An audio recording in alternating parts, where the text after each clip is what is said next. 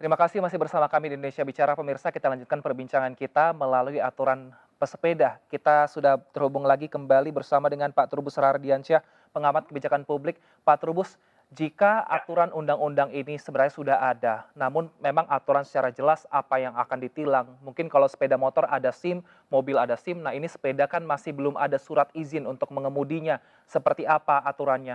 Nah, lalu apakah sebenarnya ini undang-undang ini tidak bisa diterapkan sendiri seperti itu berjalan, jadi ketika ada yang melanggar langsung dikenakan denda seperti itu, atau harus memang menunggu turunannya, Pak? menurut saya sih undang-undang itu bisa langsung diterapkan karena memang itu kan sifatnya sebenarnya tindak pidana ringan kan. Jadi misalnya langsung diterapkan bisa, tidak perlu menggunakan aturan turunan. Tetapi kalau misalnya mau dibuat aturan turunannya juga baik dalam arti untuk menentukan apakah yang diberikan sanksi itu orangnya atau bentuk lain. Misalnya kalau orangnya tadi KTP-nya misalnya diminta atau ditilang. Tetapi bisa saja sepedanya itu dikandangkan aja misalnya 2 minggu atau sebulan gitu ya, sehingga mereka ada jera. Jadi yang penting itu adalah sanksi ini ditujukan atau penegakan hukum ini ditujukan untuk mereka itu disiplin gitu loh. Karena selama ini dikenal oleh publik bahwa mereka itu sering menyerobot jalan-jalan yang kategori sebenarnya jalur umum. Nah ini yang jadi masalah kalau dia ngikutin jalurnya sebagaimana itu kopi tarling gitu ya. Kopi tarling kan terus di pinggir jalan kiri terus. Saya kira itu tidak akan masalah gitu, dan artinya mereka sudah disediakan jalan yang sudah memadai. Memang untuk jalan Sudirman nggak mungkin ditambah lagi kan, itu sudah cukup ya. Karena artinya apa? Karena itu jalan itu dipakai untuk mobil dan moda transportasi yang lain. Jadi sepeda ini yang penting dibuatlah sisi keamanannya. Jadi aman dan nyaman, yaitu dibuat verboten, jangan pakai tali atau tambang, itu jadi menurut saya terlalu mudah dipindah-pindah. Jadi bikin aja verboten yang jelas hingga tersendiri, dan mau tidak mau dia harus disiplin mengikuti dari belakang, nggak boleh salip menyalip gitu ya. Jadi karena jalannya kan sempit, jadi ada kedisiplinan di situ untuk menghargai satu sama lain. Nah kalau memang nggak mau ya itulah kemudian keluar jalur ya disanksi, ya dikasih sanksi pada saat mereka keluar jalur. Itu yang pertama. Yang kedua, dalam hal ini adalah para sepeda ini memang harus diberikan satu pendidikan tentang kedisiplinan ya, kedisiplinan tentang kesatuan publik, jadi public civility, kesatuan di dalam berkendara. Nah persoalannya kan ini harus sepeda ini bersaing dengan moda transportasi lain, terutama sepeda motor. Ini yang jadi masalah kan. Jadi sering berebut. Nah di satu sisi memang kemudian jalan yang ada yang dibuat Pemprov ini ke depan ini adalah menurut saya diperbanyak gitu ya. Jangan jalannya hanya itu saja. Jadi penambahan infrastruktur yang lebih luas. Jadi banyak alternatif jalan. Sehingga ke depan ini sepeda ini tidak saja sebagai hobi ataupun sekedar olahraga, tapi bisa dijadikan moda transportasi gitu untuk bermobilitas. Baik. Ini kan karena kita itu ramah lingkungan gitu loh Mas. Menurut saya itu yang penting dilakukan oleh Pemprov gitu.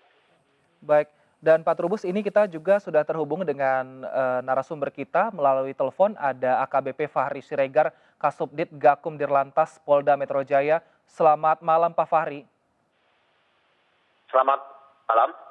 Baik Pak Fahri, untuk pelanggaran pesepeda rata-rata per minggu saat ini ada berapa Pak yang ditemukan oleh Dirlantas Polda Metro Jaya? Nah, kalau untuk saat ini kita memang tidak melakukan penilangan ya. Jadi kita masih melakukan tindakan preventif, dan kemarin juga kita sudah show of force, kita sudah memberikan himbauan secara masif kepada seluruh pengguna pesepeda supaya masuk lajur sepeda. Dan memang rencana kita minggu depan itu akan membahas terkait masalah penegakan hukum bagi pesepeda. Kita akan undang criminal justice system, kita akan bahas terkait masalah regulasi yang sebenarnya memang sudah ada, namun nanti kita akan optimalisasi terutama terkait masalah penegakan hukum pasal 299. Jadi sampai saat ini memang kita juga sudah membahas terkait masalah penggunaan lajur sepeda yang khusus seperti kayak road bike, termasuk juga pada kurun waktu tertentu. Ini juga kita bahas terkait masalah penggunaan jalan yang bisa kita sebut dengan sebagai jalur sepeda temporary, seperti itu Mas. Baik, sebenarnya jalur sepeda ini sudah ada sejak beberapa bulan Pak. Tapi kenapa aturan dari Undang-Undang Lalu Lintas pasal 299 ini tidak juga diterapkan, denda hanya 100.000? Kenapa hanya sampai sekarang masih sosialisasi terus-menerus yang dilakukan oleh pihak kepolisian? Ya, memang sekarang karena kita melihat intensitasnya sudah cukup tinggi ya. Karena kan sebenarnya jalur sepeda ini sudah 3 tahun yang lalu, 2019 itu kita sudah punya lajur sepeda, tapi lajur sepeda pada saat itu memang belum ada yang permanen atau roadmap. Jadi kita ada 3 kali roadmap lajur sepeda. Pada roadmap yang kedua ada lajur sepeda namanya pop-up. Pop-up itu sepanjang lajur Sudirman Tamrin itu dipasang traffic cone, itu pop-up. Begitu pada saat nanti ada kepadatan, si pop-up-nya itu dipinggirkan, si traffic cone-nya itu dipinggirkan. Nah, sekarang juga ada namanya lajur sepeda permanen. Gitu. Nah, lajur sepeda permanen ini dipisahkan dengan packer box yang terbuat dari beton seberat 300 kilo. Jadi memang sebenarnya roadmap-nya ini sudah sampai ke 3 kali. Nah, kenapa saat ini ditertibkan? Memang kita ingin memberikan tindakan dulu supaya masyarakat tersosialisasi dengan baik.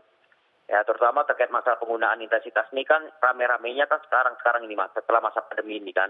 Kemarin juga pada saat kita sudah uji coba lintasan road bike, pada saat pertama dibandingkan kedua ternyata kenaikannya 77%. Makanya kemarin kita juga sudah dibahas bahwa nanti kita akan memecah konsentrasi untuk lintasan road bike.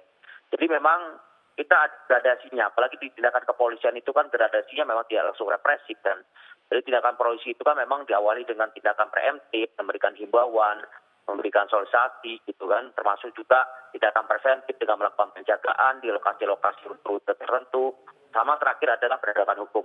Penegakan hukum ini memang gradasi terakhir, karena kita menginginkan masyarakat timbul kesadaran diri sendiri untuk tertib berlalu lintas seperti itu Mas. Baik, Pak Trubus, sebenarnya berapa lama biasanya waktu yang dilakukan atau waktu yang diberikan oleh pihak kepolisian untuk tindakan preventif terlebih dahulu, baru tindakan penegakan hukum, Pak Trubus, biasanya dalam kebijakan publik? Kalau dalam kebijakan publik, yang ideal itu ya 1 bulan sampai 3 bulan gitu ya. Kalau untuk mobil mungkin sampai 6 bulan lah ya. Tapi kalau untuk sepeda saya cukup saja 3 bulan. Sudah cukup itu untuk sosialisasi, karena kan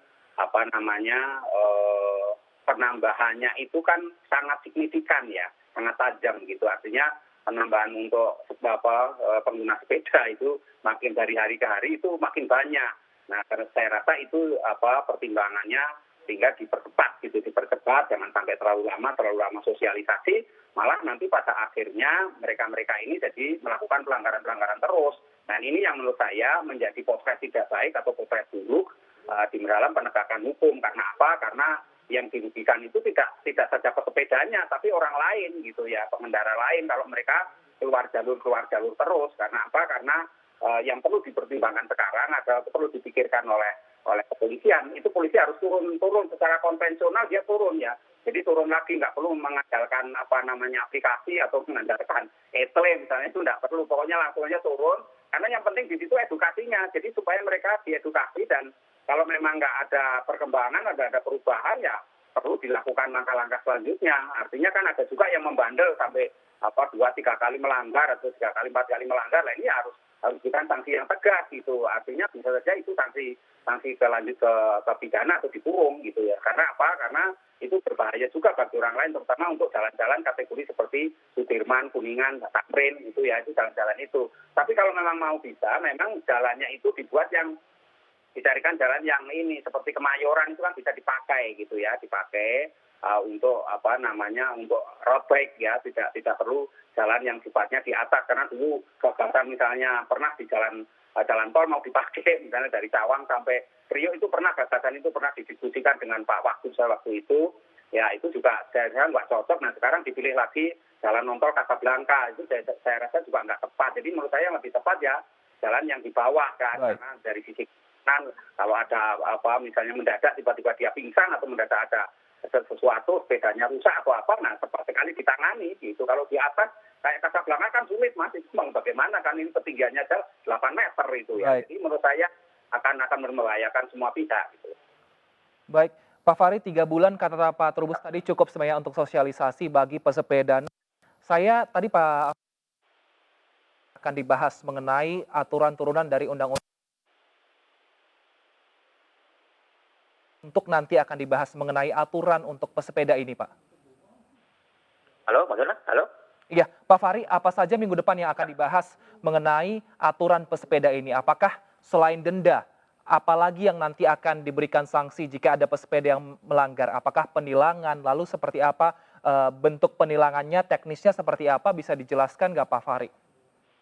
Ya, jadi secara umum sih sebenarnya fondasinya sih sudah jelas ya, pasal 299 dijuntuhkan 122. Jadi terkait masalah penegakan hukum, dasar hukumnya sudah jelas. Cuman memang yang nanti akan kita bicarakan teknis itu terkait masalah penyitaan. Tapi nanti kita akan bahas masalah minggu depan itu ya.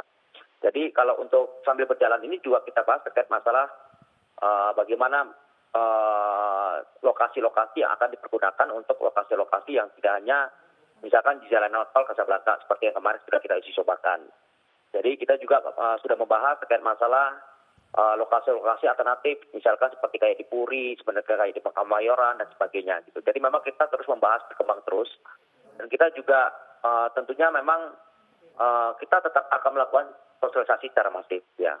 Terkait masalah penegakan hukum ya nanti pasti juga akan kita lakukan. Tetapi tentunya kita juga akan mengglorifikasikan dulu tentang bagaimana menertibkan jalur sepeda, apalagi lajur sepeda ini kan harus ada indikator yang harus dipenuhi. Jadi pada saat kita membuat suatu lajur sepeda itu ada konsep namanya ASIP. Jadi awareness-nya harus ada, safety-nya harus ada, interest-nya harus ada, informnya harus ada. Nah makanya kita harus menginformasikan dulu kepada masyarakat. Nah misalkan pada saat nanti masyarakat memasuki suatu kawasan, masyarakat itu paham bahwa di situ ada lajur sepeda. Nah pengguna jalan yang lain berarti juga berhati-hati dan termasuk juga si lajur sepeda atau sepeda itu termasuk lajur sepeda. Jadi memang harus ada konsep yang dibuat untuk membangun lajur sepeda. Tadi saya sudah sampaikan bahwa konsep awareness, safety, interest, inform ini harus dilaksanakan. Untuk melakukan penegakan hukum lajur sepeda sebelum dilaksanakan maka aset ini harus ada gitu. Baik, Pak Fahri singkat saja, sebelum ketuk palu nanti aturan untuk pesepeda ini, berapa anggota polisi yang disiagakan untuk menjaga di setiap titik yang sudah ada jalur sepedanya, Pak? Dan kami fokus ke Sudirman Tamrin, itu 100 orang dari Sudirman ke Tamrin dan maupun sebaliknya kita melakukan patroli untuk penertiban untuk saat ini. Baik, nanti kami akan nantikan Pak seperti apa aturan yang akan diterapkan untuk pesepeda ini sehingga semua pengguna jalan ini aman. Terima kasih Pak Fahri Siregar, Kasubdit Gakum di Telantas Polda Metro Jaya, dan juga terima kasih Pak Trubus Rahardiansyah, pengamat kebijakan publik telah bergabung bersama kami di Indonesia Bicara. Dan pemirsa, perbincangan kami masih akan lanjutkan usai jeda, tetap bersama kami di Indonesia Bicara.